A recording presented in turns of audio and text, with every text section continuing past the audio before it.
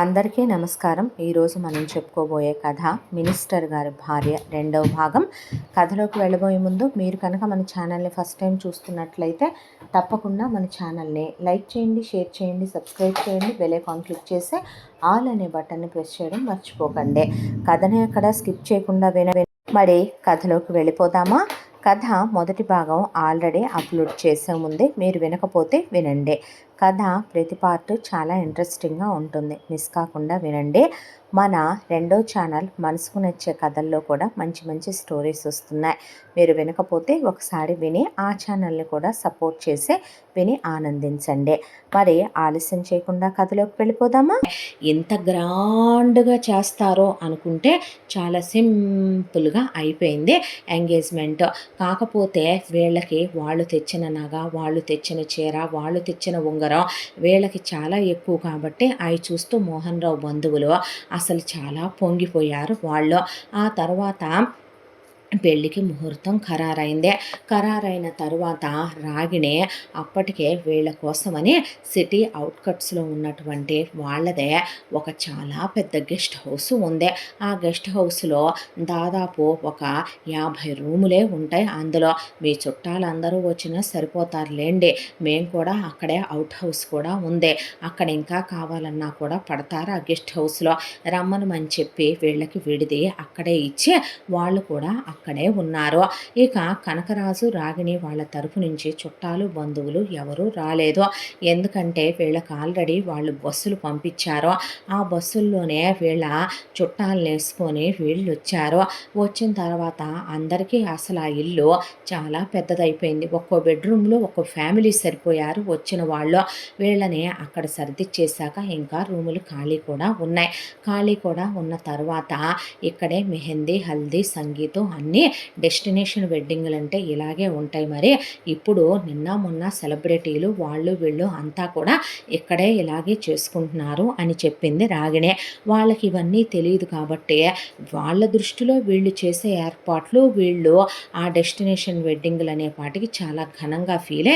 నేను నా ఫ్రెండ్స్ని పిలుచుకుంటాను అని మధుకర్ అన్న, రిసెప్షన్ పిలుద్దాగానే ఊరెళ్ళాక అని చెప్పి మధుకర్ని ఎవరిని పిలవనివ్వలేదు రాగిణి.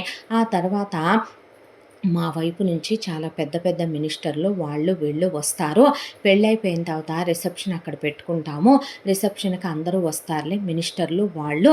డెస్టినేషన్ వెడ్డింగ్ కాబట్టి మీ ఫ్యామిలీ మా ఫ్యామిలీ ఉండాలి, మీ ఫ్యామిలీలో 500 మంది ఉన్నారు కదా, మా ఫ్యామిలీలో నేను, మా ఆయన, మా అబ్బాయి, వీళ్ళు కాకుండా ఇదిగో ముఖ్యమైన చుట్టాలు ఒక 25 మంది అని రాగిణి తరపున రాగిణి బంధువుల్ని, రాగిణి వైపు మాట్లాడే వాళ్ళని ఒక 25 మందిని పెట్టుకుంది రాగిణి. ఆ తర్వాత ఇక వీళ్ళదే మెహందీ, హల్దీ, సంగీతం అయిపోయిన తర్వాత ఆ తెల్లారి మంగళ స్నానాలు, ఆ తర్వాత వీళ్ళది పెళ్ళి అయిపోయిన తర్వాత సత్యనారాయణ వ్రతం రిసెప్షన్కి మా ఊరు వెళదాం అని చెప్పిన తర్వాత వీళ్ళ బంధువులు చుట్టాలు చాలా సింపుల్గా జరిపిస్తున్నప్పటికీ కూడా రాగిణి పాపం వాళ్ళు ఎప్పుడూ అలాంటివి చూడలేదు కాబట్టి చాలా ఘనంగా అట్టహాసంగా జరిపిస్తున్నారు. ఇలా ఉంటాయి కామాల డబ్బున్న వాళ్ళ ఫంక్షన్లని వాళ్ళు వాటికే చాలా విచిత్రంగా బొఫే లంచ్లు అవన్నీ చూసే వాళ్ళు చాలా ఆశ్చర్యపోయి అసలు ఆనందాల్లో మునిగిపోయారు సరస్వతి బంధువులు, మోహన్ రావు బంధువులు. ఇక్కడ కథ ఇలా జరుగుతూ ఉండగా తెల్లారితే మంగళ స్నానాలు, ఆ తెల్లారే 3వ రోజున పెళ్ళి. వీళ్ళంతా కూడా సంగీతంలో డ్యాన్సులో ఎగురుతూ చాలా బిజీగా ఉన్నారు బయట. ఈలోపు రాగిణి ఒక వ్యక్తిని పిలిపించి అవుట్ హౌస్లో అతనితో మీటింగ్ ఏర్పాటు చేసి బయట వాళ్ళ సెక్యూరిటీని, పిఈని కాపలాగా ఉంచితే ఆ వ్యక్తి వచ్చి రాగిణి ఎదురుగా కూర్చొని ఏంటి విషయం అన్నాడు. కాలు మీద కాలేసి కూర్చొని, నేను చెప్పిన పని నువ్వు చేస్తే గనక నువ్వు జీవితంలో ఎప్పుడూ ఎరగనంత అమౌంట్ నీకు పడేస్తాను, నీ మీద ఏ కేసులు గొడవలు రాకుండా నేను చూసుకుంటానందే. ఏం చేయాలి అన్నాడు. అంటే పలానా గదిలో పెళ్లి కూతురు ఉంటుంది, దాన్ని నువ్వు రేప్ చేయాలి అందే. అనేసరికి నాకు ఆడదంటేనే అసహ్యం. మనుషుల్ని కొట్టమంటావా కొడతా, చంపమంటావా చంపుతా, కిడ్నాప్ చేయమంటావా చేస్తా. అంతేగాని రేపులు గట్రా నేనిప్పుడు దాకా ఏ ఆడదాన్ని తాకలేదు, చేయలేదు. నాకు అలాంటి అలవాట్లేవు. నేను చేయనంటే ఏరా నువ్వు మగాడివి కాదా, నీకు మగతనం లేదా, నువ్వేమైనా నపుంసకుడివా, గేవా, పిచ్చి పిచ్చిగా వాగావంటే వావి వరుసలు పెద్ద చిన్న చూసుకునే అలవాటు లేదు. ఇదే అవుట్ హౌస్లో రూమ్లోకి లాక్కెళ్ళి నా మగతనం ఏంటో నీకు చూపించమంటావంటే అనేపాటికి మేడం గారు రా అంటే, అయితే ఎవడికి గొప్ప, దానికి పనుండి నన్ను పిలిపించిందా, నాకు పనుండి దాన్ని కలవటానికి వచ్చానా, వయసుకు తగ్గ మాటలు అది మాట్లాడాలి. నాకు అలాంటి అలవాట్లు ఇవ్వంటే ఏంటి, నీకు కావలసినంత డబ్బిస్తాను రా, నీ మీదకి తర్వాత పోలీసులు గొడవలు అంటే ఏం చేస్తావు, నేను నీ మీదకి ఏమీ రాకుండా చూసుకుంటాను, నేను మినిస్టర్ పెళ్ళా అన్నది మర్చిపోకో అన్న తర్వాత ఇప్పుడు నేను చేయనంటే అంటే నీ కాళ్ళు పట్టుకుంటాను, నీకు ఇదిగో ముందే డబ్బులు ఇస్తున్నాను, ఇగో తీసుకో 5 లక్షలు, నీకు ఇంకొక 5 లక్షల రూపాయలు ఇదిగో రెడీగా పెట్టే ఉంచాను, అవ్వంగానే ఇచ్చేస్తాను. 10 లక్షల రూపాయలు రా, ఒక రేప్కి ఎవరైనా ఇస్తారా చెప్పు, దాన్ని కాకపోతే నేను చెప్పినట్టు రేప్ చేయి, దాని శరీరం మీద ఒక గీత పడకూడదు, ఒక గోటి గుర్తు ఉండకూడదు, ఒక పంటి ఘాటు ఉండకూడదు, నువ్వు ఆ పని వరకు మాత్రమే పనిలాగా చెయ్యి, ఒక్కసారి కాదు, దాన్ని 4-5 సార్లు అనుభవించో, నువ్వేమీ వాడద్దు అసలు, ఎలాంటివి వాడకుండా కలవాలి దాంతో అని చెప్పిన తర్వాత, నీకు మూడొచ్చినా రాకపోయినా నువ్వు ట్యాబ్లెట్లు వేసుకునైనా కలవరా బాబు, నీకు దండం పెడతాను అని చెప్పిన తర్వాత, డబ్బుల కోసం నేను ఏదైనా చేస్తాను, కాకపోతే ఫస్ట్ టైం నువ్వు చెప్పినట్టు నేను ఈ కాంట్రాక్ట్ ఒప్పుకోవటం అనేసరికి నేను చేయించానని మాత్రం బయటికి రాకూడదు. మరి అక్కడ ఉన్న జనాలందరూ పోగై అడిగితే ఏం చెప్పమంటావు, అక్కడ ఏం కథ అల్లుకోవాలో, ఏం మాట్లాడుకోవాలో, ఏ డ్రామా ప్లే చేయాలో, ఏ నాటకం ఆడాలో, ఏం చెప్పుకోవాలో నాకు తెలుసు. నువ్వు చెప్పిన పని వరకు చెయ్యి చాలు, అదే నువ్వు తెల్లవారుజామున మొదలు పెట్టాలి, మొదలుపెట్టి కరెక్ట్గా తెల్లవారిపోతుంది అన్నప్పటికీ నువ్వు 4-5 సార్లు చేయటం కూడా అయిపోవాలి. అర్థమవుతుందా నీకు, కరెక్ట్గా 2 దాటాక వెళ్ళు, దాని గదికి నేను తలుపు గడివేయకుండా చూసుకుంటాను, నువ్వు కరెక్ట్గా 6-7 పని కంప్లీట్ చేయరా నాయన అనేసరికి సర్లే అన్నాడు ఆ వచ్చిన అతను. తను అనుకున్న ప్లాన్ ప్రకారమే ఇక తెల్లారి మంగళ స్నానాలు కాబట్టి నందిని కలలు కంటూ కాబోయే భర్త గురించి అలా కలల్లో తేలిపోతూ, నా జీవితంలో నేను అనుకున్న పెద్ద కళ నా చదువు, అది దేవుడు నెరవేర్చేశాడు, నేను జీవితంలో కోరుకున్న పెద్ద కోరిక మంచి భర్త రావాలనే, ఇన్నేళ్ళు లాయల్గా ఉన్నాడో, నన్ను అంత ప్రేమించి నా కోసమే అంత దిగొచ్చి చేసుకుంటున్నాడంటే మధుకర్తో నా లైఫ్ హ్యాపీగా ఉంటుంది, ఇంతకన్నా జీవితంలో ఏం కావాలి, అమ్మా నాన్నకి నా బరువు భారం బాధ్యతలు ఎలాగైనా దేవుడు తప్పిస్తున్నాడేమోలే, నాకు రావాల్సినవి కూడా తమ్ముడికే ఇచ్చేయమని చెప్పాలి, చెల్లెల్ని బాగా చదువుకోమనమని, మధుకర్ వాళ్ళు బాగా సెటిల్డ్ కాబట్టి ఒక మంచి సంబంధం చూసి దానికి కట్నాలు ఆశించని వాళ్ళకిచ్చి చేసి పెళ్లి చేస్తే అమ్మా నాన్న సంతోషపడతారు అని ఆ అమ్మాయి ఊహల్లో తేలిపోతోంది. ప్రతిరోజు కూడా నందిని ఈ ఎన్ని రోజులుగా వాళ్ళ అమ్మ పక్కనో, వాళ్ళ చెల్లి పక్కనో, వాళ్ళ తమ్ముడో, వాళ్ళ నాన్నో ఆ అమ్మాయితో పాటు లేదా ఇద్దరిద్దరూ పడుకుంటున్నారు లోపల. ఇది గమనించినటువంటి రాగిని, వీళ్ళందరూ ఉంటే పని ఎలా జరుగుతే అనే దాంతో కావాలని నందిని బిడ్డ నిండా కూడా ఆ మంగళ స్నానాల కోసం తెల్లవారుజామునే మంగళ స్నానాలు పొద్దున్నే 7 గంటలకే మొదలు పెట్టాలి అనే దాంతో అక్కడ నేను ఎక్కడెక్కడి నుంచో తెప్పించానని అక్కడ చందనము, ఆ తర్వాత అక్కడ కొన్ని రకాల సుగంధ ద్రవ్యాలు, గులాబీ రేకులని ప్లేట్లు మంచం నిండా నింపించేసి పొద్దున్నే నువ్వు ఈ బట్టలు కట్టుకోవాలమ్మా, ఈ నగలు వేసుకోవాలమ్మా అని చెప్పాక, ఇంకా మేము పడుకోవటానికి ఖాళీ ఎక్కడుందే, ఈ రోజున నేను వెళ్ళి పక్క గదిలో పడుకుంటాలే అందే సరస్వతి. అక్క నేను పడుకోలేనక్క, ఇవన్నీ నలిగితే మళ్ళీ వీడియోల్లో రేపు నీట్గా పడవు, నేను కూడా వెళ్ళి పక్క గదిలో పడుకుంటానులే అమ్మ దగ్గర అనే వాహిని వెళ్ళిపోయింది. ఆ తర్వాత నందిని తలుపు వేసుకొని పడుకుంటే తన దగ్గర ఉన్న వేరే లాక్ పెట్టి తలుపు తాళం ఓపెన్ చేసేసింది రాగిణే. ఓపెన్ చేసి కరెక్ట్గా రాత్రి 2 అయ్యేటప్పుడు లోపలికి వెళ్ళిపోయి లోపల గడేసేయమనమని రేప్ చేసే అతన్ని లోపలికి పంపించి తను సైలెంట్ అయిపోయి వెళ్ళిపోయింది. వెళ్ళిపోయిన తర్వాత ఆ రూముల్లో నుంచి బయటికి వాయిస్లు వినపడవు. అంత పటిష్టంగా కట్టినటువంటి ఇల్లది. దాంతో లోపలికి వెళ్ళి ఇతను ఆ అమ్మాయి మీద పడ్డాడు.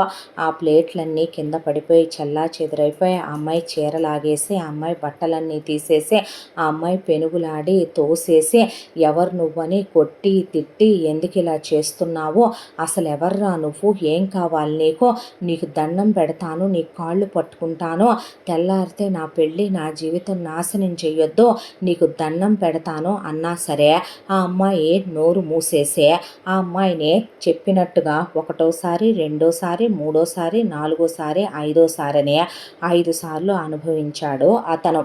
కరెక్ట్గా అదే టైంకి రాగిణి పని పూర్తయిపోయి ఉంటుంది అని చెప్పి ఇక ఆ తర్వాత లేచి పదండి పెళ్లి కూతుర్ని లేపి మంగళ స్నానాలకి పెళ్లి కొడుకును కూడా తీసుకురావాలి, పదండి అబ్బాయిని కూడా లేపి తీసుకురండి అని అందరూ కలిసి కిందకొచ్చి మా డోర్తి అని అక్కడ నుంచునేసరికి ఆ రేప్ చేసిన అతను అలా ప్యాంటు జిప్పు పెట్టుకొని ప్యాంటు వేసుకుంటూ షర్టు భుజాన వేసుకొని ఆ పూల రెక్కలు అవన్నీ ఆ చందనాలు అవన్నీ అతని ఒంటికి ఆ సుగంధ ద్రవ్యాలన్నీ అంటే అతను చెమట పట్టిన ఒంటితో డోర్ తీసేపాటికే అక్కడ ఉన్న చుట్టాలు, బంధువులు, మగాళ్ళు, ఆడాళ్ళు నోరెళ్ళబెట్టుకొని చూసేసరికి లోపల ఒంటి మీద నూలుపోగు లేకుండా బెడ్షీట్ పైదాకా కప్పి నందిని వెక్కిళ్ళు పెట్టి ఏడుస్తూ ఉండేసరికి ఒక్క క్షణం గుండె ఆగిపోయింది సరస్వతికి, మోహన్ రావుకి.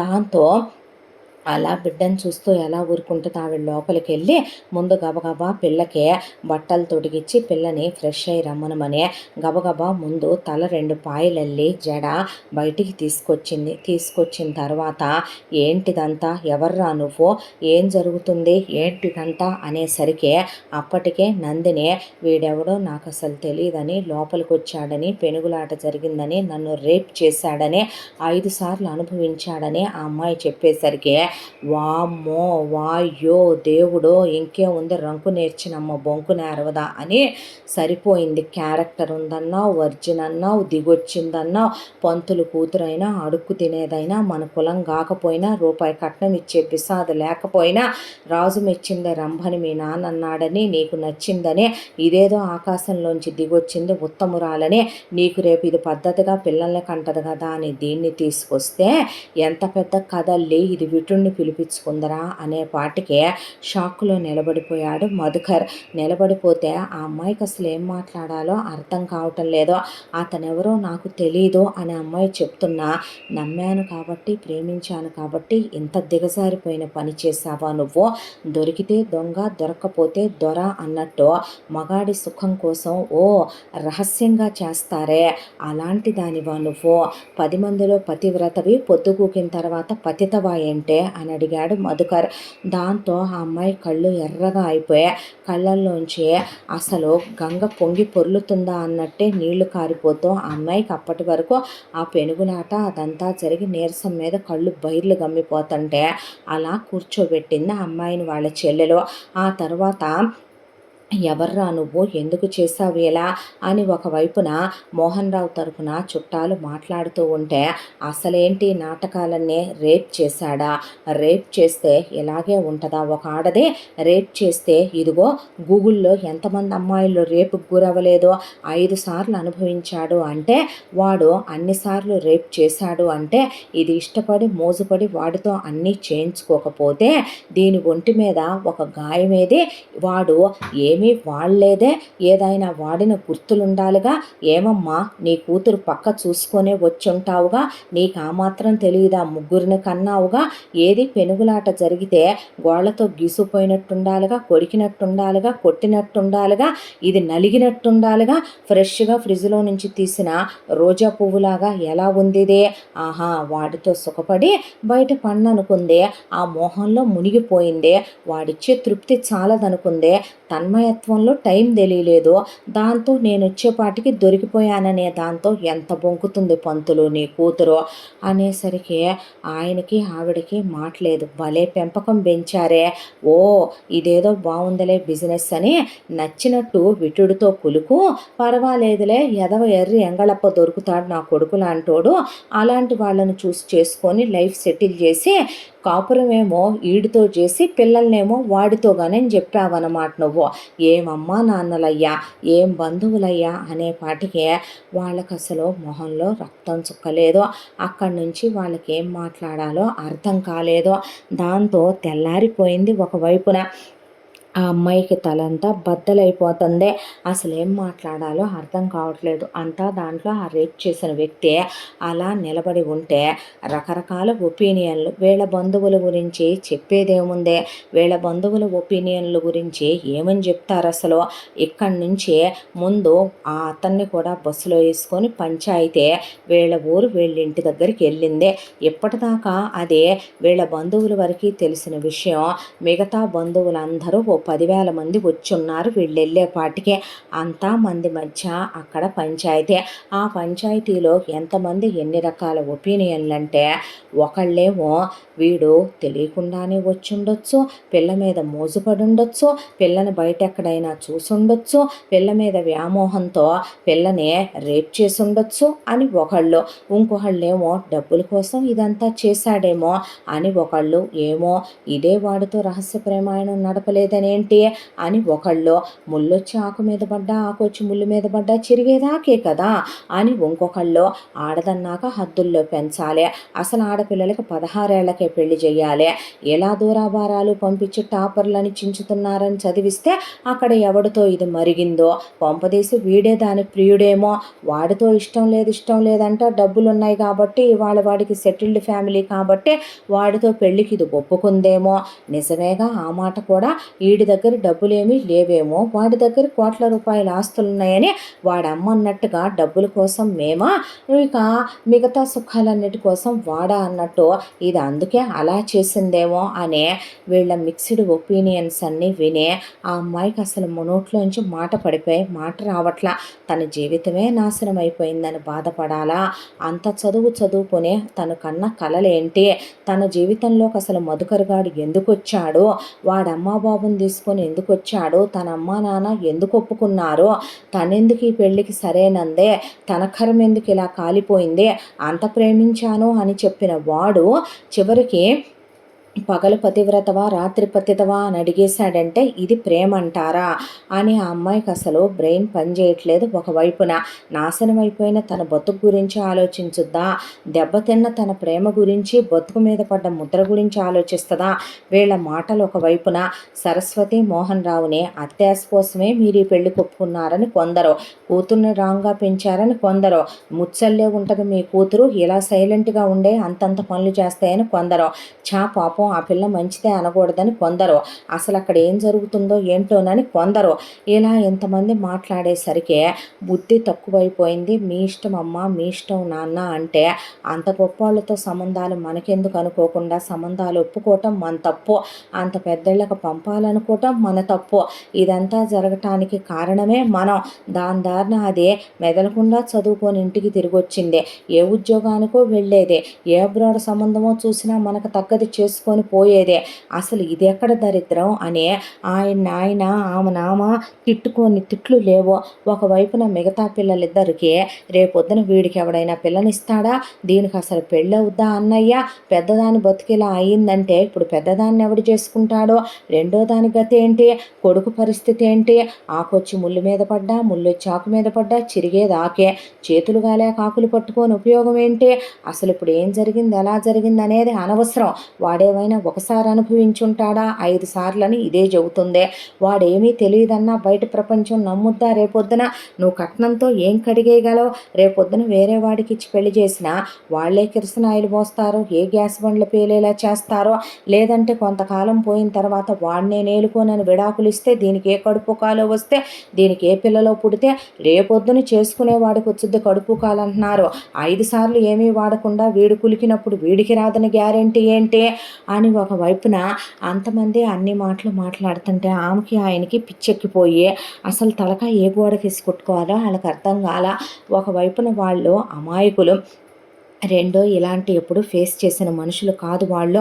దాంతో ఆయనకి తల తిరిగిపోతుంటే ఇదంతా అనవసరం, తప్పు చేసింది వీడే కాబట్టి మన కులగౌరవం పోకూడదంటే, మన వంశం పరువు మర్యాదలు పోకూడదంటే, మన పరువు ప్రతిష్టలకు భంగం రాకూడదు, మన పిల్ల పతివ్రతలా ఉండాలి, సీతా సావిత్రి అహల్యలా ఉండాలంటే మన పిల్లని వీడే పెళ్లి చేసుకోవాలి. రేయ్ నువ్వే తప్పు చేసావు కాబట్టి నువ్వే చేసుకో పెళ్ళి అనేపాటికి ఏంది పెళ్ళ దాన్న నేనా, దాని మొహం కూడా చూడలేదు నేను ఆ పని వరకే కంప్లీట్ చేశాను, ఎదవేషాలు వేయొద్దే మీరు అనేపాటికి పెళ్లి చేసుకోనోడి మరి ఎందుకురా 5 సార్లు చేశావు, ఎందుకురా మరి గదుల్లోకి వెళ్ళావో, నేను చెయ్యాలనుకున్నాను చేశానంతే, ఏంటిప్పుడు నాకు అసలు నచ్చలేదు అది, దాన్ని అసలు చేసుకోను నేను. అబచా నచ్చలేదా, నీకోసం రంభా ఊర్వశి మేనక తిలోత్తముల్ని తెస్తాములే కానీ మా పిల్ల ఒంటి మీద చేసి జీవితం నాశనం చేసి పెళ్లి చేసుకోమంటే మేమెందుకు కూరుకుంటావురా, ఏమంటావు మోహన్ రావు, ఏమంటావు సరస్వతి అంటే వాళ్ళకి చుట్టాలు బంధువుల మాటలు కాదని గెలిసేంత దమ్ము ధైర్యం ఉన్నవాళ్ళు కాదు, సంఘానికి వాళ్ళ బంధువులకే విలువిచ్చే మనుషులు కాబట్టి పరువు ప్రతిష్టలకి విలువిచ్చే మనుషులు సైలెంట్గా నుంచున్నారు. అమ్మ నాన్న ఏం మాట్లాడలేదేంటి, నా బ్రతుకు వీడితోనా అని ఆ అమ్మాయికి ఏం అర్థం కావట్లా.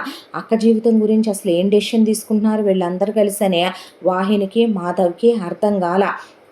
ఆ తర్వాత నేను అస్సలు చేసుకొని ఏం పిక్కుంటారో పేక్కొండనే అవతల అతను అనేపాటికి ఏం పిక్కుంటామో చూద్దుగాని ఉండరా అని చెప్పి పోలీసులకి ఫోన్ చేసేసరికి పోలీసులు అక్కడే పడేసి తొక్కు కింద కొట్టి వదిలిపెట్టారు అవతల అతన్నే. వదిలిపెట్టిన తర్వాత ఆడపిల్లల్ని రేప్ చేయటం, ఆడపిల్లల్ని అనుభవించటం, పెళ్ళిళ్ళు చేసుకోనంటాం, ఎలా కనపడుతున్నావురా మేము నీకు అనేపాటికి ఫైనల్లే కింద పెట్టి మీద పెట్టి తిమ్మిని చేసి బొమ్మిని చేసి అది చేసి ఇది చేసి బలవంతం చేసి ఆ అమ్మాయి మెళ్ళో ఆ రేప్ చేసిన వ్యక్తితోనే తాళి కట్టించేశారు చుట్టాలు. కట్టించిన తర్వాత నీ పెళ్ళాన్ని తీసుకొని ఇంకెళ్ళి నువ్వు కాపురం చేయి, ఇది ఇప్పుడు నాతో వచ్చి నా ఇంట్లో నాతో ఉంటుందా, ఉండగలదా, మీకేమైనా బుర్ర పనిచేస్తుందా అని అతనంటే ఉంటదిరా, ఎందుకు ఉండదో, రాముడు ఎక్కడుంటే సీతకు అక్కడే అయోధ్య, నేను రాముణ్ణా దాని బతుకు నాశనం చేసినోడిని అన్నారు, ఇంతలోకి రాముణ్ణి అంటున్నారు, నువ్వు రాముడివి కాదు రాక్షసుడివైనా మా అమ్మాయి సీతే, మా అమ్మాయి నీతోనే ఉంటుంది, నీతోనే కాపురం చేసుద్ది, నీదే ఊరు ఈ ఊరే అని చెప్పేసరికి ఆశ్చర్యపోయే వాళ్ళు తీరా మోహన్ రావు సరస్వతి వాళ్ళ ఊరే ఆ రేప్ చేసిన అతందే. దాంతో తీసుకొని వెళ్ళి మరి నీ పెళ్ళాన్ని నువ్వు వెళ్ళి కాపురం చేసుకో, మంచైనా చెడైనా నమ్మాయి పద్దాకా పుట్టింటికి రావద్దు, అతన్ని తీసుకొని అస్సలు రావద్దు, వాడు మొగుడు నువ్వు పెళ్ళానివే, కింద పడతారో మీద పడతారో వాడిని మార్చుకోవాల్సిన బాధ్యత నీది, వాడు నీకోసం నీ మొగుడుగా ఉండాలి, నువ్వు వాడి పెళ్ళాంగా ఉండాలి, కష్టమైన నిష్ఠూరమైన ఆ చెట్టుతోనే నీ కట్టె కాలిపోవాలి, ఏది ఏమైనా సరే నువ్వు పుట్టెళ్ళకి రావటాలు డివోర్సులు తీసుకోవటాలు ఇలాంటివి మన క్యాస్ట్లో యాక్సెప్ట్ చెయ్యం, సో మీరు బయలుదేరండి అని చెప్పి ఆ రేప్ చేసిన అతనికి ఆ అమ్మాయినిచ్చి పంపించేటప్పుడు ఇక అక్కడ ఉన్నోళ్ళందరూ అన్నట్టు ఎంత చేసావు బాగానే ఉంది కానీ నీ పేరు చెప్పలేదే అనేసరికి రుద్ర అన్నాడు అటు తిరిగి. అబ్బో దీనికేం తక్కువ లేదులే, బాగా ఎలివేషన్ ఇచ్చి బాగా వైబ్రెంట్గా చెప్పావులే కానీ బయలుదేరి నాయన తీసుకొని అన్న తర్వాత రుద్ర వెంట నందిని అలా వెళ్ళక తప్పలేదు. పదా ఇంకా ఏం చేస్తావు మరి, నీ మొహం పాడుగానో నీ మెళ్ళో తాళి కట్టాల్సిన దరిద్రం పట్టింది నాకు అని చెప్పి ఆ అమ్మాయిని అక్కడి నుంచి తీసుకొని బయలుదేరిన తర్వాత చుట్టాలు బంధువులు ఎటు వాళ్ళు అటు వెళ్ళిపోయిన తర్వాత సరస్వతి మోహన్ రావు కూర్చుండిపోయి సరస్వతి నోట్లో గుడ్డలు గుక్కొని దేవుడి గదిలోకి వెళ్ళి పడిపోయిందే. రెండో పిల్ల వాళ్ళక్క ఫోటో చేత్తో పట్టుకొని కూర్చుండిపోయిందే. పిల్లాడు ఎక్కిళ్ళు పెట్టి ఏడుస్తూ కూర్చుండిపోతే మోహన్ రావు తలకాయ కొట్టుకొని నా బిడ్డ జీవితం ఎలా ఉండాలనుకున్నాను, చివరికి నా బిడ్డ జీవితం ఏమైపోయిందని మోహన్ రావు అలా దిగుల్లో కూర్చుండిపోయిన తర్వాత రుద్ర నందినిని అదే ఊర్లో ఉండే ఒక బాగా బ్యాక్వర్డ్ స్లమ్ ఏరియాకి తీసుకెళ్ళాడు. అసలు అదొక కొంపేనా అనేలాంటి ఒక ఇంట్లోకి ఆ అమ్మాయిని తీసుకెళ్ళాడు. అక్కడ ఒక మంచం లేదు, కుర్చీ లేదు, ఒక పొయ్యి లేదు, స్టవ్ లేదు, ఆ ఇంట్లో ఒక ఫ్యాన్ లేదు, అసలు ఏమీ లేదు, అది ఒట్టి ఒక ఖాళీ గది మాత్రమే. ఆ కొంప ఒక 2 గదుల ఇల్లు. ఆ 2 గదుల ఇంటికి తోడు బయట బాత్రూమ్ కూడా సరిగ్గా లేదు అక్కడ. ఇక గలీజ్గా ఉంది. ఆ చుట్టుపక్కలంతా ఇళ్లల్లో పనులు చేసుకునేవాళ్ళు, డైలీ లేబరు, ఫ్యాక్టరీల్లో పనులు చేసుకునేవాళ్ళు, వాళ్ళ పనులకు వెళ్ళొస్తూ పిల్లలు రోడ్ల మీద పడి ఆడుకుంటూ ఇళ్ల ముందు మురికి కాలువలు వెళ్తూ అక్కడ ఉన్న గవర్నమెంట్ కుళాయిల్లో నీళ్లు పట్టి ఆడోళ్ళు తెచ్చుకుంటూ అంతా వింతగా ఉంది ఆ ఏరియా. ఆ అమ్మాయి పుట్టి బుద్ధిరిగాక అలాంటి ప్రపంచం ఒకటి ఉంటుందని కూడా ఆ అమ్మాయికి తెలియదు. దాంతో ఉలిక్కి పడింది ఆ అమ్మాయి గుండె. ఆ తర్వాత ఆ అమ్మాయి అలా రాగానే అదంతా కళ్ళు తిప్పి చూస్తుంటే, ఉంటానన్నావుగా, చెట్టుతోనే కట్టె కాలాలన్నారుగా, నువ్వు నా పెళ్ళానవన్నారుగా, ఇక్కడే ఉంటానన్నారన్నారుగా, ఉండవే పడి ఏడు, ఇదే మరి పంప అనేసి అలాగా ఇంట్లో ఆ అమ్మాయిని వదిలేసి అలా బయటికి వెళ్ళబోతూ ఉండగా రుద్ర ఈలోగా సరస్వతి మోహన్ రావు ఆ అమ్మాయికి సంబంధించినటువంటి బట్టలు అవి తీసుకొచ్చి గుమ్మంలోనే పెట్టేసి పిల్లవైపు అలా చూసే కళ్ళల్లో నీళ్లు తిరిగిపోయి ఇంకక్కడ ఉండలేక వాళ్ళు అలా వెనక్కి తిరిగి వెళ్ళిపోయారు. ఆ తర్వాత బ్యాగులు తెచ్చి అమ్మాయి మొహం మీద ఇసిరేసి అక్కడి నుంచి బయటికి వెళ్ళిపోయాడు రుద్ర. తాళి కట్టాను, ఇంట్లో ఆడది ఉంది అని ఏమైనా తాక్కుండా వచ్చాడా అంటే అదే లేదు. తాగి వచ్చాడు. ఆ అమ్మాయి తిందా తినలేదా, బతికుందా చచ్చిందా ఏమీ పట్టించుకోకుండా వచ్చి ఆ అమ్మాయి ఏడుస్తుంటే వెక్కిళ్ళు పెట్టే నీ అవ్వ ఎదవ సోది, ఏమేడిపే నీ అబ్బ దరిద్రపుదాన అనే ఆ అమ్మాయిని బూతులు తిప్పుతూ ఇంకేదేదో మాట్లాడుతూ చాలా అసభ్యంగా ఆ అమ్మాయిని నోరు ముయ్యమని గట్టిగా మాట్లాడుతుంటే ఎంత మౌనంగా ఉండే మనుషులకైనా ఆవేశం కట్టలు తెంచుకునే సందర్భాలవే.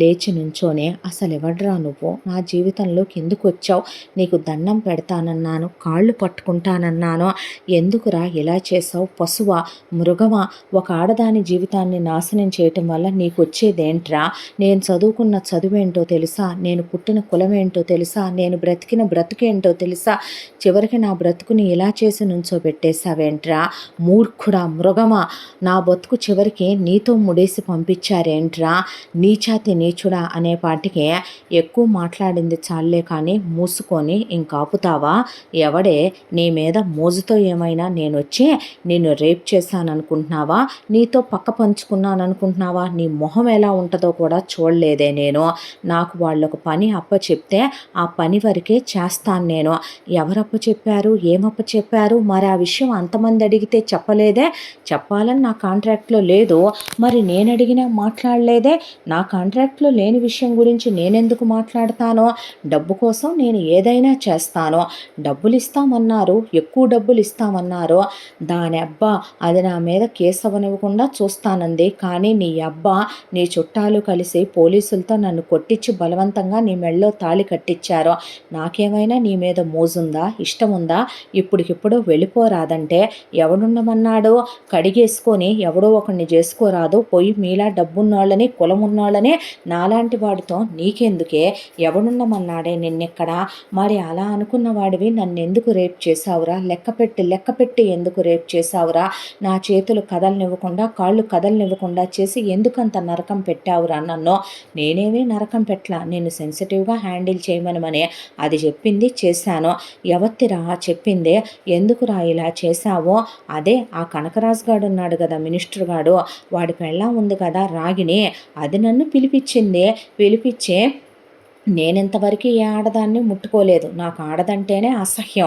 నాకు ఆడదంటేనే నచ్చదు, దాంతో ఆ మాటే అంటే నువ్వు గేవా అని అడిగింది, నువ్వు మగాడివి కాదా అంది, నపుంసకుడివా అంది, దాని గదిలోకి రమ్మన్నా నా మగతనం చూపిస్తానని అంటే అదే ఆ తర్వాత ఎక్కువ డబ్బులు ఇస్తానంది, నాకు డబ్బులు కావాలి, డబ్బులు ఇస్తే ఏదైనా చేస్తాను, నేను మనిషిని చంపమన్నా చంపుతాను, చివరికి ఆడవాళ్ళ జీవితాలు పతనం చేస్తావా, ఏదైనా చేస్తా, ఇప్పుడు నువ్వు డబ్బులు ఇవ్వు, నీ అమ్మ బాబుని వేసేసి రమ్మను, వేసేస్తే పోలీసులు ఊరుకుంటారా, నాకేమైనా జైలు కొత్త, నాకేమైనా పోలీసులు కొత్త, ఎన్నిసార్లు బూటకాళ్లతో దెబ్బలు తినలా, ఎన్నిసార్లు లాఠీలతో తన్నించుకోలా, ఎన్నిసార్లు కోర్టులకు వెళ్ళా, జైళ్ళకి వెళ్ళలా, చెప్పకూడదు తినలేదు, ఎన్నిసార్లు రిలీజ్ అవ్వలేదు, మళ్ళీ ఎన్నిసార్లు ఎన్ని చేయలేదో, నాకు ఇదంతా అలవాటే, నేను కిరాయి కోసం ఏదైనా చేస్తాను, అది నిన్ను చేయమంది కాబట్టే చేశాను, డబ్బులు ఇస్తానందే కాబట్టే చేశాను, వాడు నిన్ను ప్రేమించానన్నాడు, అదేం ప్రేమే, నాకు అర్థం కాలేదో? నిజంగా ప్రేమ అనేదే ఉంటే అనుమానించటానికి 1,00,000 కారణాలున్నా అనుమానించకూడదని చెప్తా ఉంటారు కదా. బయట వినుండాలే, నేను చాలా మందిని చూసుండాలే. మరి అట్టాటిది ఆడు నిన్ను నేను రేప్ చేశానే అనుకో, అసలు నిజాలేందన్నది విచారించకుండా అది వాళ్ళిల్లు, వాళ్ళ ఏరియా, చుట్టూ ఉంది వాళ్ళ మనుషులు, ఆడమ్మ ఆడి బాబు ఎంతమంది ఉండంగా నిన్ను 6 ఏళ్లుగా చూశానని, నీ చుట్టూ తిరిగానని, మరి నీ గదిలోకి నేను రాగానే నమ్మానని ఇలా చేశావా? ప్రేమిస్తే ద్రోహం చేశావా? పగలు పతివ్రతవా, రాత్రి పతితవా అని నిన్ను వేశ్యం చేసి ఎలా మాట్లాడాడేవాడు? ఆడిదో ప్రేమ, నీదో ప్రేమ, మళ్ళీ నీ బాబు అమ్మదో ఒక పరువు ప్రతిష్ట, మళ్ళీ మీరు నన్ను కొట్టడం, నాతో నీకు తాళి కట్టించడం, నిన్ను మళ్ళీ నాకు ఇచ్చి పంపటం, రాముడు ఎక్కడుంటే సీతకు అయోధ్య ఎక్కడే అని ఎదవ నీతులన్నీ చెప్పటం, నీ అమ్మ బాబు పోజులు కొడతా పరుగులకి విలువిచ్చామన్నట్టు బట్టలు తెచ్చి అక్కడ పెట్టి వెళ్ళటం, మీ బతుకులకి మళ్ళీ మీరు మాట్లాడటం ఒకటే అని మాట్లాడుతూనే అలా నిజాలన్నీ చెప్పేసి కిందపడి ఆ నేల మీదే పడుకుండిపోయాడు రుద్ర. ఆ అమ్మాయి ఒక్కసారిగా మనిషి అలా బిక్క చచ్చిపోయినట్టు కూర్చుండిపోయే ఆ అమ్మాయికి నోట్లో నుంచి మాట రాలేదో. నిజంగా ఇదంతా చేయించింది మధుకర్ వాళ్ళ అమ్మ. నిజమే కదా, ఇతనికి నాతో ముఖపరిచయం కూడా లేదు. ఇతను ఆ రోజు నాకే గాయం కాకుండానే కలిశాడు, ఇతను ఏమీ వాడకుండానే కలిశాడు, అదే అలా కలవమందని చెప్తున్నాడు. ఇదంతా అది ఎందుకు చేసిందే? నా బ్రతుకుని బుగ్గిపాలు ఎందుకు చేసిందే? అయ్యో దేవుడా నాయనా అనే ఆ అమ్మాయి తల పట్టుకొని, అసలు నేను కాలేజీకి ఎందుకు వెళ్ళాను, వాడు నా జీవితంలోకి ఎందుకు వచ్చాడు, నేనెందుకు వాడిని ప్రేమించాను, నా కర్మకి వాడు అమ్మా బాబుల్ని తీసుకొని వాడు ఎందుకు వచ్చాడు, మా అమ్మా నాన్నని మీ ఇష్టమని ఎందుకన్నాను, వీళ్ళు ఎందుకు ఒప్పుకున్నారు, జీవితం మీద ఆశలు ఎందుకు పెంచుకున్నాను, వాడిని ఎందుకు చేసుకోవాలనుకున్నాను, వాడమ్మ నన్ను కోడలుగా చేసుకోవటం ఇష్టం లేకే కదా అది ఇదంతా చేసిందే. అదేదో నిన్ను కోడలుగా చేసుకోవటం మాకు ఇష్టం లేదని చెప్పినా ఓహో అంటే ఆ తర్వాత నన్ను కోడలిగా చేసుకున్న తర్వాత నన్ను పైకి పంపించిన, నా మీద నిందలేసిన దాని కొడుకు సెకండ్ హ్యాండ్ వాడు అవుతాడు కాబట్టి నింద నా మీద వేసి వాడికి నా మీద అసహ్యం కలిగేలా చేసి నా బ్రతుకుని వీడి చేత బుగ్గిపాలు చేయించి ఇలా చేసిందనమాట. అదే భగవంతుడా, నువ్వనేవాడు ఉంటే దాని చావు ఎంత ఘోరంగా ఉండాలంటే, నిజం చెప్పాలంటే మళ్ళీ మనుషులకి అంత ఘోరమైన చావు రాకూడదేమో అనేలా ఉండాలి దాని చావు, అంతకంతకి నరకం అనుభవించాలా మధుకరగాడు అనేసి ఆ అమ్మాయి ఏడుస్తూ అలా ఆ నేల మీదే ఒరిగిపోయింది ఒక పక్కకి. ఆ తర్వాత రుద్ర నిద్ర లేచాడు. ఆ అమ్మాయిని తిన్నావా తినలేదా అని పట్టించుకోవటం లేదు, వెళ్ళటం తాగటం రావటం బయటే తినటం తను పడిపోవటం, ఇలా 3 రోజులు గడిచేసరికి ఆ అమ్మాయి ఇంట్లో ఈ కొంప ఇంతే ఉంటుందా, ఈ కొంపలో ఏమీ ఉండవా, ఈ కొంపలో మనుషులనే వాళ్ళు ఎలా ఉంటారా, అసలు తినటానికి ఏమీ ఉండవా, ఇక్కడ ఎలా బ్రతుకుతారా దరిద్రుడా అని ఆ అమ్మాయి అడిగేసరికి ఈ కొంప ఇంతే ఉంటుంది, ఇష్టమైతే ఉండో లేకపోతే పోరాదే, ఎవడుండమన్నాడో అన్న తర్వాత స్నానం చేసి వచ్చాడు. ఆ తర్వాత అమ్మాయి అలా మూల కూర్చొని ఏడుస్తూ ఉండేసరికి ఆకలి అయినట్టుంది. దాంతోనే ఇల్లు ఇలాగే ఉంటుందా, ఇంట్లో సామాను ఉండవా, కుండా బొచ్చెలు లేవుగా, తినటానికి తిండేమీ లేదుగా, తను పట్టించుకోవట్లేదుగా, అందుకని అలా అన్నట్టుందనే దాంతో జేబులో నుంచి డబ్బులు ఎంత ఉంటే అంతా తీసి ఆ అమ్మాయి ముఖం మీద విసిరేసి వెళ్ళిపోయాడు బయటికే. నా బ్రతుకు చివరికి ఎక్కడి నుంచి ఎక్కడికి వచ్చిందంటే, ఒక అడుక్కు తినేదానికి బిచ్చం వేసినట్టు నా ముఖాన డబ్బులు ఇతను విసిరేసి వెళ్ళిందాకా వచ్చిందన్నమాట అని ఆ అమ్మాయి అలాగే ఆ డబ్బులు అలా పడుండి అలా కూర్చుంది. అలా ఇంకో 2 రోజులు గడిచిపోయి కూతురు ఎలా ఉంది అనే దాంతో సరస్వతి మోహన్ రావు అక్కడికి వచ్చేపాటికి మనిషి కనుగుడ్లు ఇడిసేసి ఆ అమ్మాయి పిచ్చిదానిలా తయారైపోయి ఉండేసరికి కూతురును పట్టుకొని సరస్వతి ఆవుడమని ఏడ్చేసి మోహన్ రావు కళ్ళల్లో నీళ్లు పెట్టుకుంటే వాహిని మాధవ్ అలా నిలబడిపోయారు ఒక మూలకే. ఈ కొంపేంటి, ఈ కథ ఏంటి, వ్యవహారం ఏంటి, అసలు ఏంటమ్మా నీ మొగుడు ఎక్కడో పోయాడు, ఏం జరుగుతుంది అంటే, మీరు మొగుడు అనొద్దు నాన్న, మీ అల్లుడని చెప్పుకోండి, మీ అల్లుడుగా ఉండటం కోసమేగా మీరిచ్చి పెళ్లి చేశారు, మీ పెద్ద కూతురుగా నా తర్వాత పుట్టిన వాళ్ళ జీవితాలు నా వల్ల నాశనమై మచ్చల పాలు అవ్వకూడదని ఎంటెక్ చదువుకున్న నేను చివరికి నా జీవితం నాశనం చేసిన ఒకడు నీచుడని తెలిసి కూడా వాడితో తాళి కట్టించుకోవాల్సిన కర్మ పట్టిందే. తండ్రికి తల్లికి ఎదురు చెప్పకపోవటమే నాకు మీరు పెంచిన పెంపకంలో చిన్నప్పటి నుంచి తెలుసు. అదే నేరమై ఘోరమై పాపమై నా తలకి చుట్టుకునేలా చేశారా నాన్న? పరువు ప్రతిష్టలకి పెద్దపీట వేసి కులగోత్రాలకు పెద్దపీటేసి కన్న కూతురు గొంతు కోసేశారా నాన్న? చివరికి నేను నరకంలోకి వెళుతున్నానని తెలిసే మీ చేతులతో మీరే ఊబిలోకి తోసేశారా అమ్మా అని. ఏంటి తల్లి, ఎందుకమ్మా అంత గుండె కోత కాక నాకేం మిగిలింది నాన్న? అసలేం జరిగిందో తెలుసా? వాడమ్మే ఇదంతా చేయించిందంట రుద్రతో. వాడమ్మే డబ్బులు ఇచ్చిందంట వీడికి. డబ్బుల కోసం వీడేమైనా చేస్తాడంట నాన్న. డబ్బుల కోసం మర్డర్లు చేస్తాడంట, డబ్బుల కోసం కొడతాడంట, డబ్బుల కోసం మనుషుల్ని నా బతుకులా రేప్ చేస్తాడు, డబ్బుల కోసం కిడ్నాపులు చేస్తాడు. పోలీస్ స్టేషన్లు కొత్త కాదంట, కోర్టులు కొత్త కాదంట, జైళ్ళు కొత్త కాదంట, చెప్పకూడు కొత్త కాదంట, లాఠీ దెబ్బలు కొత్త కాదంట, బూటుకాళ్లతో తన్నించుకోవడం కొత్త కాదంట. తప్ప తాగుతున్నాడు, తింటున్నాడు, ఎప్పుడు వెళ్తున్నాడో ఎప్పుడు వస్తున్నాడో బచ్చి బూతులు తిడుతున్నాడు. దానికి తోడు కుక్కకి ఇసిరేసినట్టు నాకు ఇదిగో 3 రోజుల తర్వాత డబ్బులు ఇసిరేశాడు. ఈ కొంపు ఇంతే ఉంటుందంట, ఇష్టమైతే ఉండాలంట, లేకపోతే పొమ్మన్నాడు. నా బతుకేదో నన్ను బతకమన్నాడు. ఇప్పుడు నా జీవితం ఏంటంటావు నాన్న అనేసరికి ఆయనకి కడుపులో పేగులు తరుక్కుపోయినాయి. దాంతో వెంటనే కొడుకుని చిన్న కూతుర్నే నాతో రమ్మనమని పెళ్ళాన్ని నువ్వు ఇక్కడే ఉండవే సరస్వతి అని చెప్పి ఆయన గబా వెళ్ళి ముందు పడుకోవటానికి ఒక మంచం, పరుపు, ఒక డ్రెస్సింగ్ టేబుల్, అలాగే కూర్చోటానికి 4 ప్లాస్టిక్ కుర్చీలు, ఫ్యాను, ఓ చిన్న కూలరు, దాంతోపాటు ఒక 2 గ్యాస్ బండలు, గ్యాస్ పొయ్యి, వండుకునే సామాను, సరుకులు అవన్నీ తీసుకొచ్చి అక్కడ సర్దిచ్చే ఆ తర్వాత పిల్లకి బట్టలు అవి తీసుకొచ్చి సబ్బులు, షాంపూలు అవన్నీ తెచ్చి ముందు అర్జెంటుగా అర్బన్ వాళ్ళకు ఫోన్ చేసి, దాంతోపాటు తాపీ వాళ్ళకు ఫోన్ చేసి ఆ బాత్రూము లెట్రిను నీట్గా బిగించి పైపులు పెట్టి ఓ వాటర్ ట్యాంక్ పెట్టి దానికి ఓ ట్యాప్ కనెక్షన్ ఇప్పించి ఆ తర్వాత వాష్రూములు క్లీన్ చేయించి ఇల్లంతా హౌస్ క్లీనింగ్ చేయించి ఇంట్లో డోర్ మెట్ల దగ్గర నుంచి అన్నీ వేసి ఇంట్లో టీవీ అవన్నీ పెట్టించి ఫ్రిడ్జ్ అవన్నీ కొని ఇల్లంతా ఒక పక్కకి సర్దించుకొచ్చారు ఆయన పిల్లలిద్దరూ పడే. ఆ తర్వాత గబా ఆవిడ వంట చేసి పిల్లకి స్నానం చేసిరా అమ్మ అని చెప్పి అక్కకి తోడు వెళ్ళవే అని స్నానం చేసి వచ్చాక పిల్లకి 2 మెతుకులు గబా వండి పెట్టుకొని అల్లుడికి ఇందులో సర్ది పెట్టానమ్మా అనేసరికి అల్లుడు ఆ మాట మాత్రం నువ్వు మానవలే అనేసరికి తప్పతాగి తూలిపోతూ అప్పుడే అక్కడికి వచ్చాడు రుద్ర. వచ్చి అత్త మామ అక్కడే ఉండేపాటికి ఏంది ముసలోడా, ముసల్దాన్ని తీసుకొని ఈ సంతనేసుకొని వచ్చావేంటి? నువ్వు నన్ను పోలీసులతో కొట్టించావు కదా, నిన్ను ఊరికినే వదులుతానేమో చూడు అనేపాటికి అల్లుడు అనేసరికి ఏంది నీ ఎదవ సోది ఎదవగోల అనేపాటికి అది కాదయ్యా, నేను ఒక్కసారి మాట్లాడేది విను.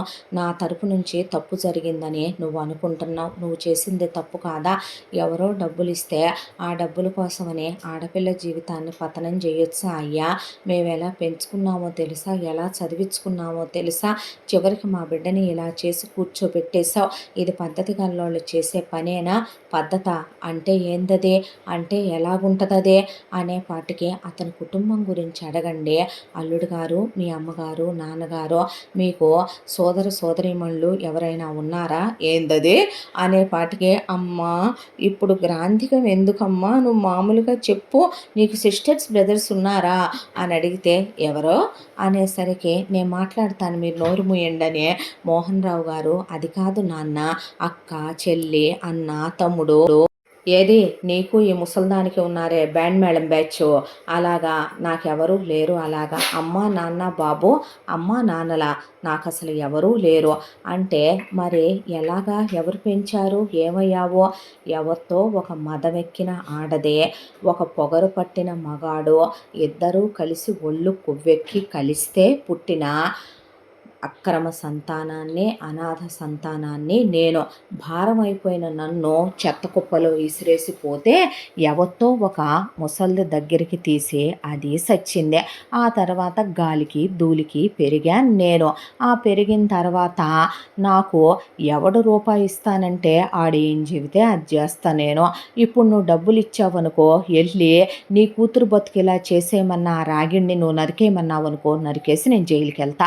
లేదు వాళ్ళ కొడుకుని నువ్వు కొట్టమన్నావు అనుకో, ఆడి మగతనం తీసేయమన్నావు అనుకో, తీసేసి ఆడిని గేగాడిని చేసి రమ్మంటే చేసొస్తా. ఆ మినిస్టర్ గాడిని చంపేయమంటే చంపేసి నన్ను ఉరిదీసినా సరే, జైలుకి వెళ్ళమంటే నువ్వు కాంట్రాక్ట్ ఇస్తే దాని ప్రకారం పనిచేస్తా. అంతకు మించి నాకేమీ తెలీదు, నాకేమీ చేత కాదనేసరికి నుంచున్న మోహన్ రావు కూర్చుండిపోయాడు. ఆవిడ షాకులో నోట్లోంచి మాట రాక గోడ కత్తుక్కుపోయి ఒక మూలక నిలబడిపోతే పిల్లాడు అలా చూస్తూ ఉంటే అసలు నందినికి ఇవన్నీ వింటూ బ్రెయిన్ పని చేయలేదు ఆ అమ్మాయికి. బాబు ఏమైనా చదువుకున్నావా అమ్మా నువ్వు? చదువా అంటే ఏంది అంటే స్కూల్కి వెళ్ళలేదయ్యా నువ్వు అంది సరస్వతి. నేనా? బడి ఎట్టాగుంటుందో కూడా తెలియదు నాకు, బడి జోలికి కూడా పోలే నేను. అసలు ఆ పుస్తకాలు పలకలు ఆ రాతలు చదవటాలు ఏం మనకు తెలదో. మనకు తెలిసిందల్లా ఒకటే ఏంటంటే శుభ్రంగా ఇక ఎవరినైనా కొట్టడం, కిడ్నాప్ చేయటం, లేదంటే మర్డర్ చేయమంటే చేసి రావటం, జైలుకి వెళ్ళటం, 4 తన్నులు తినటం, శిక్ష వేయించుకోవటం, అక్కడ చెప్పకూడదు తినటం, రిలీజ్ అయ్యి బయటికి రావటం. ఇప్పుడు దాకా మర్డర్లు చేయలేదులే, రేపు కూడా నీ కూతుర్నే చేసింది, అంతకుముందు ఎవరిని చేయలేదు ముసలోడా అనేపాటికి ముసలోడా చివరికి మాస్టారు నమస్కారం, మాస్టారు బాగున్నారా, మేడం గారు బాగున్నారా, అమ్మగారు బాగున్నారా, పిల్లలు ఎలా ఉన్నారు అనే దగ్గర నుంచి ముసలోడదా అనిపించుకునేదాకా వచ్చేసింది నా బతుకు అనుకునే మోహన్ రావు అలా కూర్చుండిపోయిన తర్వాత చదువులు సంధ్యలు ఇలాంటివి ఏమీ మనకు తెలీదు. మనకు తెలిసింది ఒకటే, ఎవరిని కొట్టమంటే ఏ కారణాలతో కొట్టమన్నారో అది నాకు అనవసరం. కాంట్రాక్ట్ ఇచ్చినోడి పేరు బయటికి చెప్పకపోవటం, అవతల వాళ్ళని కొట్టడం, ఆ తర్వాత కిడ్నాప్ చేయమంటే చేయటం, ఇలాంటిది ఏదో ఒకటి చేస్తే వాళ్ళు డబ్బులు ఇస్తారు.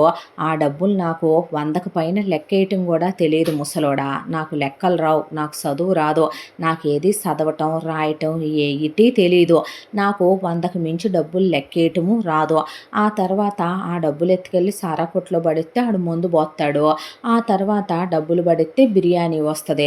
ప్రతి ఒక్కళ్ళకి ఈ బిర్యానీ మందనే కాన్సెప్ట్ మాత్రం ఏ స్కూల్లో నేర్పకుండానే తెలిసిపోద్ది. అదేంటో రాత అనుకొని ఆయన అలా చూస్తూ ఉంటే, ఇక ఇప్పుడు నీ కూతురు విషయం అంటావా, నీ కూతురు మీద నాకు మోజు లేదు, ఇష్టం లేదు, ప్రేమ లేదు.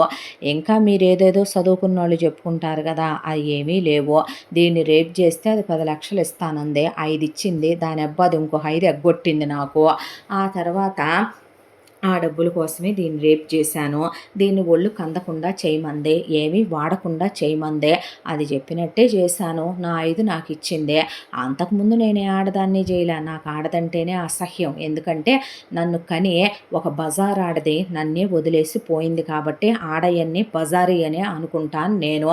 ఆ తర్వాత నీ కూతురంటే నాకేదో ఇష్టం ఉంది, మోజు ఉంది, నేనేదో తప్పు చేశానని నిన్ను నేను మర్చిపోతాననుకుంటున్నావేమో. నువ్వు నన్ను పోలీసులతో కొట్టించావు, మీ చుట్టాలందరూ కలిసి నన్ను తిట్టారు, దీంతో బలవంతంగా నువ్వు నాకు పెళ్లి చేసి మెళ్ళో తాళి కట్టి పంపావు. నీ కూతుర్ని నేనేం నా ఇంట్లో ఉంచమని ఇవన్నీ కొనమనమని నా ఇంట్లో ఫ్యాన్లు పెట్టించి ఈజే మంచాలు కొనని నేనేం నీకు చెప్పలేదు. నీ కూతుర్ని తీసుకెళ్ళి మీ స్థాయికి తగ్గోడు, మీకు నచ్చినోడు, మీరు మెచ్చేవాడు ఎవడో ఒకడు దొరుకుతాడు కాబట్టి ఇచ్చి చేసుకొని ఆ తర్వాత జరిగిందంతా మర్చిపో. ఏముంది దాంట్లో, నువ్వే రచ్చ చేసుకున్నావు. అయినా నాకు అర్థం కాని విషయం, ఇలాంటివన్నీ గుట్లో పిచ్చుకు గుడ్డు పెట్టినట్టు మీలాంటి పెద్ద పెద్ద కులాల్లో వాళ్ళు ఇళ్లల్లో విషయాలు బయట రానిరుగా, నువ్వెందుకు అందరికీ చెప్పుకున్నా అనేపాటికి ఆయనకు అసలు షాకులో నోట్లోంచి మాటే రాక ఇంత బతికి ఇంటెనకాలు చచ్చినట్టు చుట్టాలు బంధువులు అందరు కలిసి వీడికిచ్చి నా కూతుర్ని చేశారు, ఇప్పుడు నా కూతురు బ్రతికేంటి అని ఆలోచించుకుంటూ, ఏది ఏమైనా బాబో కొట్టుకోకుండా తిట్టుకోకుండా జాగ్రత్తగా ఉండండి, వెళ్తున్నామని చెప్పి సరేలే కానీ ఏందేంది వ్యవహారం ఇవన్నీ కొన్నా నీ కూతురు ఇవన్నీ లేనిది ఉండలేనందా ఏంది అనేపాటికి అదేమీ కాదులయ్యా అని చెప్పి ఆ తర్వాత వాళ్ళు ఏమీ మాట్లాడకుండా అక్కడి నుంచే ఇంటికి వచ్చారు. ఇంటికి వచ్చిన తర్వాత అది నాశనం అయిపోయి అది ఊడ్చుకొని అది పుట్టగతులు లేకుండా పోకపోతే అది కుక్క చావు చావకపోతే చూస్తుండయ్యా. మనమైనా తప్పు చేసాం సరస్వతి. మన బిడ్డ చదువుకోవటానికని వెళ్ళినప్పుడు వాడు ప్రేమించానని చెప్పినప్పుడు మనం వద్దు అని చెప్తే మన పిల్లవాడిని ప్రేమించలేదో వచ్చి మన చేతిలోనే నిర్ణయం పెట్టినప్పుడు మన చుట్టాలు బంధువులు చెప్పారనే అంతమంది పిల్లలకి చదువు చెప్పిన నా బుద్ధి గాడిదలు మేసి నేను అందని ఆకాశానికి అర్రులు చాసి నిచ్చెన వేసినట్టు ఆ మాట అనబాకండి. అలా అంటే ఎంతమంది డబ్బున్నోళ్ళు డబ్బులు లేని పిల్లల్ని చేసుకొని హ్యాపీగా ఉండట్లేదంటారో. కానీ వాడమ్మ ఇష్టం లేదని మనకి చెప్పిందేమో చూసావా, అదేదో ఇంటికి వచ్చి చెప్పినా పోయేది కదండి. అందరూ ఏకమై చివరికి మన బిడ్డ జీవితం రేప్ చేయించి నాశనం చేయించింది. ఇప్పుడు మన బిడ్డ జీవితం ఏంటంటారో. అతను చదువుకోలేదు అంటున్నాడు, అతను తాగుడు మానలేనంటున్నాడు, అతను అలాగే ఉంటానంటాడు, పిల్లొద్దంటాడు, పిల్లని తీసుకెళ్ళిపోండి అంటాడు. ఎలా తీసుకొస్తాం సరస్వతి? వెనకమాల మనకి పరువు ప్రతిష్టలు ఉన్నాయి, కులం గోత్రం ఉన్నవాళ్ళం మనం. ఆడపిల్లకి మళ్ళీ తీసుకొచ్చి మారుమనువు చేయటం అనేది మన ఇళ్లల్లో ఉందా? స్వర్గమో నరకమో కట్టుకున్న వాడితోనే కాలిపోవాలి తప్ప ఆడపిల్లని తీసుకొచ్చే ఇవాళేదో నువ్వు చదువుకున్నావు కాబట్టి నీకు బలిసిపోయింది కాబట్టి నువ్వు మొగుడిని వదిలే, వీడు నీ ఒంటి మీద చెయ్యేసి నిన్ను అనుభవించాడు కాబట్టి రేపొద్దున ఎవడో ఒకడు ఉంటాడులే నిన్ను ఏలుకోవటానికి అని చెప్పి చెప్దామా మనం అనేసరికి అతను ఏమడిగాడో చూసారా? 10 మంది గ్యాంగ్ రేపులు చేసిన అమ్మాయిల్నే 20 మంది గ్యాంగ్ రేపులు చేసిన అమ్మాయిల్ని కూడా డాక్టర్లు ఇంజనీర్లు అయిన అబ్బాయిలు కూడా ప్రేమించామని పెళ్ళిళ్ళు చేసుకొని కాపురాలు చేస్తున్నారు. మీ కూతురు ప్రేమించినోడు ఎలాంటోడనేది ఆలోచించుకోకుండా ఎలా ఇచ్చి పెళ్లి చేశారని అడిగాడు అతను. ఆ రుద్ర అడిగిన దానికి మన దగ్గర సమాధానం ఉందా అండి? తెలియదు అనుకుంటున్నాం, చదువుకోలేదు అనుకుంటున్నాం, కానీ ఎలాంటి మాటలు అడిగించుకొని వచ్చామో చూసారా మన అల్లుడి చేత మనం. ఇప్పుడు ఏం చెయ్యాలంటావు? నాకేం అర్థం కావట్లేదని ఆయన అంటే, అదేదో రిహాబిలిటేషన్ సెంటర్ ఏదో ఉంటుంది కదండి, అతన్ని తీసుకెళ్ళి అందులో జాయిన్ చేస్తే పోలా. ఎవరిని భావన అయ్యే పనేనా? నాన్ని నిన్ను మడతేసి కొడతాడు అన్నారు చిన్నపిల్ల కొడుకు. అనేపాటికి అది నిజమే, వీళ్ళు అన్నారని కాదు, అతన్ని తీసుకెళ్ళటం అయ్యే పనేనా? ఆ ఎత్తు చూసావా, ఆ బాడీ చూసావా, కసరత్తులు చేసిన అతని పర్సనాలిటీ చూసావా? అసలు మొత్తెక్కుద్దే. ఆ వజాను తాగుతానే ఉన్నాడు, రోజంతా తాగుతాడనేగా పిల్ల చెప్తుంది. అలాంటి వాడికి ఏ మొత్తెక్కుద్దని తీసుకెళ్ళి రీహాబిలిటేషన్ సెంటర్లో వేద్దాం. మరి ఏం చేద్దామండి? ఇప్పుడు చేయటానికి ఏమీ లేదు. ప్రస్తుతానికి మనం కొన్నాళ్ళు పెద్ద పిల్లకి 4 రూపాయలు ఇచ్చి ఎలాగోలాగా దాని పొట్ట పోసుకోమని చెప్పి ఆ తర్వాత ఒక నెల రోజులు 2 నెలలు ఆగిన తర్వాత పరిస్థితులు కాస్త కుదుట పడిన తర్వాత పెద్ద పిల్లని ఉద్యోగానికి వెళ్ళమని చెప్దాం. ఆ తర్వాత ఈలోపు రెండోది ఇప్పుడు సెకండ్ ఇయర్లో ఉంది కాబట్టి ఇంకో 2 ఏళ్లలో దీని బీటెక్ అయిపోద్ది కాబట్టి అప్పుడు దాకా పెద్ద పిల్లల్ని కనొద్దు అని చెప్దాము. ఆ తర్వాత దీని బీటెక్ అయిపోగానే దీనికి ముందు ఒక సంబంధం చూసి ఎవడో ఒకడికి ముడిపెట్టి దీన్ని పంపించేస్తాను. ఆ తర్వాత కిందపడి మీదపడి మాధవ్ గారిని ఎలాగోలాగా ముందు డిగ్రీ పీజీ చేయించేసే ఆ తర్వాత వీడి చేత ఏదో గవర్నమెంట్ ఉద్యోగం రాయించి 4 రూపాయలు పెట్టి వీడి వాటా ఆస్తి వీడికి పెట్టి ఆ తర్వాత వీడికో పిల్లనిచ్చి పెళ్లి చేసి వీడిని పంపించేద్దాం. ఆ తర్వాత పెద్ద కూతుర్ని పెద్దల్లుని తీసుకొచ్చి ఇంట్లోనే పెట్టుకుందాం. అమ్మాయిని ఉద్యోగానికి వెళ్ళి రమ్మందాం, ఒకళ్ళనే కనమని చెబుదాం. ఎటు నేను రేపు రిటైర్ అయితే డబ్బులు వస్తాయి, పెన్షన్ వచ్చుద్దే. ఆ తర్వాత అల్లుడిని మెల్లగా కూర్చొని నేను కాళ్ళు పట్టుకొని నువ్వు గడ్డాలు పట్టుకొని అమ్మాయి ఎలాగోలాగా ఏ రాత్రి పూట తలగడ మంత్రాలు వేసే ఏ కాళ్ళు గడ్డాలో పట్టుకొని ఎలాగోలాగా మన అల్లుడిని ఏదో ఒకటి చేసి మన దారిలోకి తెచ్చుకుంటే మెల్లగా మారతాడేమోనని ఆశ. మహా అయితే 4 తన్నులు దంతాడు, మహా అయితే 4 తిట్లు తిడతాడో, ఆ బూతులేమైనా నాకు కొత్త. మహా అయితే 4 తన్నులు తన్నినా పడాలి, ఇప్పుడు తప్పేదేముందే? పిల్లనిచ్చుకున్న తర్వాత ఇవన్నీ ఏ తండ్రికి తప్పే అంటావు? నా నానా అనేపాటికి నోరు ముయ్యండ్రా, మహా అయితే గనక 4 సీసాలు తెమ్మంటాడు తెచ్చిస్తా, పెగ్ ఫిక్స్ చేయమంటాడు చేసిస్తా, నువ్వు స్టఫ్కి ఆమ్లెట్ వేసి ఇవ్వవే తప్పే ఉంది. కానీ మన తింతేననుకుందాం, అయ్యేందిరా తింటారు తాగేటప్పుడు స్టార్టర్స్ అవి కావాలంటే నువ్వు చేయటం నేర్చుకో సరస్వతి, ఈలోపు తీసుకొచ్చి పెట్టుకొని ఎలాగోలా మన అల్లుండి మనమే ఏదో విధంగా దాడికి తెచ్చుకోవాలి కదా. మరి పెద్ద పిల్ల జీవితం అలా ఎలా వదిలేసి ఊరుకుంటాం? వీళ్ళ బాధ్యతలు గట్టెక్కిపోయిందాకా ఆగితే ఆ తర్వాత పెద్ద పిల్లని ముందు రెండో దాన్ని అలా అత్తారింటికి పంపడం, పెద్ద పిల్లని తెచ్చుకుందాం. మరి మనమే దానికి తోడు నీడగా ఉండాలి కదా. ఆ తర్వాత నా రిటైర్మెంట్ డబ్బులు పెన్షన్ డబ్బులు వస్తాయి, ఉన్నంతకాలం నెట్టుకెళ్దాము. ఆ తర్వాత దాని వాటాకి పెడదాం అనుకున్న కాస్త బంగారం, ఆ కాస్త స్థలం, ఆ కాస్త డబ్బులు, ఆ కాస్త పొలం అదేదో దాని పిల్లలకి పెట్టామనుకో, దాని బతికేదో అది బతుకుద్దే. ఇవన్నీ జరిగాయనంటావా నానా అని కొడుకు కూతురు అన్న తర్వాత, ఎందుకు జరగవురా, నేను స్కూల్ మాస్టర్నే, పిల్లలు రాసే విధానాన్ని చూసి వాళ్ళకి ఎన్ని మార్కులు వస్తాయి అనేది కళ్ళు మూసుకొని చెప్తాను నేను. అలాంటిది నేను చెప్పానంటే అల్లుడేంటి ఎవడైనా సరే నా మాట విని తీరాల్సిందే. నానా నీకు విషయం తెలుసా ఏంట్రా అంటే, నీలాంటోడిని ఒకటి అంటారు ఏమనే, వద్దులే నేను అనకూడదు కొడుగ్గా బాగోదు అంటే, ఏంట్రా ఒళ్ళు బలిసిందా నీకు? అది కాదు నానా, నువ్వు ఒకటి అర్థం చేసుకో, అసలు అతనేంటి, అతనున్న కండిషన్ ఏంటి, అతనున్న సిచ్యువేషన్ ఏంటి, అక్క ఫేస్ చేస్తున్న ప్రాబ్లం ఏంటి, మీ ఇద్దరూ కూర్చొని చుట్టాలు చెప్పారు బంధువులు చెప్పారని దాన్ని అతనికి ఇచ్చి పెళ్లి చేశారు బాగానే ఉంది.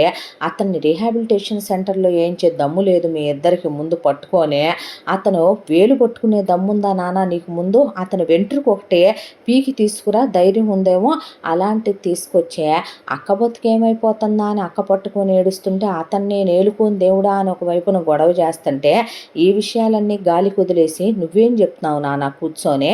అదేమంటే నువ్వు అక్కని తెచ్చి ఇంట్లో పెట్టుకుంటానంటావు, అక్కను ఉద్యోగానికి వెళ్ళమంటానంటావు, ముందు చిన్నక్క పెళ్లి చేస్తానంటావు, నా లైఫ్ సెటిల్ చేస్తానంటావు, ఈ ఆలోచిస్తావు తప్ప అసలు పెద్దక్క ఏం ఆలోచిస్తుందో, దాని లైఫ్ ఏంటో రేపొద్దున అతనితో అయ్యన్ని ఆలోచించకుండా అప్పుడే పిల్లల్ని కనొద్దంటాను, కన్నా ఒకళ్ళనే కనమంటాను, నేను నువ్వు తోడుగా ఉందాము, స్టఫ్ చేయటం నేర్చుకో, డబుల్ బాయిల్ ఆమ్లెట్ వేయటం నేర్చుకో, నేను పెగ్ ఫిక్స్ చేయటం నేర్చుకుంటాను, ఈ ఎదవాగుడంతా వాగుతావేంటి నానా నువ్వు?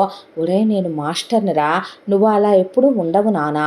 ఒక విషయం చెప్పమంటావా, చిన్నప్పటి నుంచి కూడా అక్క చదువుకుంటా పోతుందిలే మనం అని చెప్పి మెదలకుండా ఊరుకొని, దాని పెళ్లి విషయం దగ్గరకు వచ్చేపాటికి నీకు చెప్తే, నువ్వు అంతమందికి పాఠాలు చెప్పిన మాస్టర్ కదా, పండిత పుత్ర పరమసుంట అని నేనవ్వాలి ఎదవని, నువ్వయ్యా వెంటనానా ఎదవన్నారు ఎదవ్వే అయ్యి. మరి వాళ్ళు వచ్చి సంబంధం అడిగితే వెనక ముందు ఆలోచించుకోకుండా ఒప్పుకుంది నువ్వు, ఇవన్నీ జరగటానికి కారణం నువ్వు.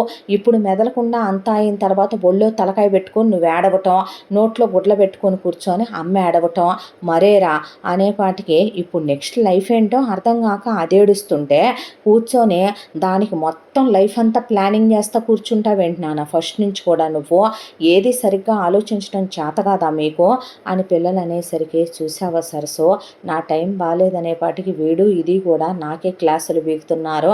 మరేనండి మీరు మనసులో పెట్టుకోకండి, మన పెద్ద బిడ్డ మనకు భారం అవుద్దా ఏంటే, మన అల్లుడు మనకు భారం అవుతాడా ఏంటే, చెట్టు కాయలు భారమా తల్లికి పిల్లలు భారమా, మీరు ఇవన్నీ పట్టించుకోవద్దండి అని ఇక్కడ వీళ్ళు మాట్లాడుకుంటూ ఉండగా అక్కడ నందిని తన లైఫ్ ఏంటో అర్థం కాక, రుద్రతో తన జీవితం ఏంటో అర్థం కాక, రుద్ర చేసే పనులు మానక అమాంతం మనుషుల మీద పడి కొట్టడం, అమాంతం మనుషుల మీద పడి గొడవలకి వెళ్ళటం, తప్ప తాగి రావటం, ఎలా పడితే అలా మాట్లాడటం, ఒకవైపున అమ్మాయి దిగుల్లో కూరుకుపోతూ, రుద్ర ఎవరు చెప్పినా నేను ఏదీ విననని తన పంధాలోనే తను వెళుతూ, ఇలా ఒక్కొక్కళ్ళ మైండ్ ఒక్కొక్కళ్ళ థాట్స్ ఇలా ఉండి ఈ కథ ఇలా జరిగిపోతోంది. ఇంతటితో మినిస్టర్ గారి భార్య రెండవ భాగం పూర్తి. మూడవ భాగంతో మళ్ళీ కలుసుకుందాం. తప్పకుండా మన ఛానల్ని లైక్ చేయండి, షేర్ చేయండి, సబ్స్క్రైబ్ చేయండి, బెల్ ఐకాన్ క్లిక్ చేసి ఆల్ అనే బటన్ని ప్రెస్ చేయడం మర్చిపోకండి. ఎంత మంచి కథను మనకు అందించిన కథా రచయిత్రి జి యామిని శ్రీనివాస్ గారు. మూడో భాగంతో మళ్ళీ మీ ముందుకు వస్తాను. మిస్ అవ్వకుండా కథలో తర్వాత ఏం జరగబోతోంది, రుద్ర ఏమవుతాడో, నందిని లైఫ్ ఏం కాబోతోంది, మధుకర్ ఏమయ్యాడో, అసలు ఈ కథ ఏ మలుపులు తిరగబోతోందో మనకి నెక్స్ట్ పార్ట్స్లో క్లియర్గా తెలుస్తుంది. ఊహించని ఎన్నో మార్పులు మలుపులు ఉంటాయి ఈ కథలో. కథ చాలా ఇంట్రెస్టింగ్గా ఉండబోతోంది. ఎక్కడ మీరు కథను మిస్ అవ్వకుండా వినమనే మరీ చెప్తున్నాను. దీనికి ముందు పార్ట్ ఆల్రెడీ అప్లోడ్ చేసే ఉంది. వినని వాళ్ళు అది విని ఇది వినండి, ఇంకా క్లారిటీగా ఉంటుంది మీకు. ఈ 2 పార్ట్లు విన్నవాళ్ళు మిగతా 2 పార్ట్లు కూడా వినండి. ఏ పార్ట్ మిస్ చేయకండి. స్టోరీలో ఎవ్రీ పార్ట్ చాలా ఇంట్రెస్టింగ్గా ఉంటుంది. అది మీకు మరీ చెప్తున్నాను. 3వ భాగంతో మళ్ళీ కలుసుకుందాం. Thank you so much.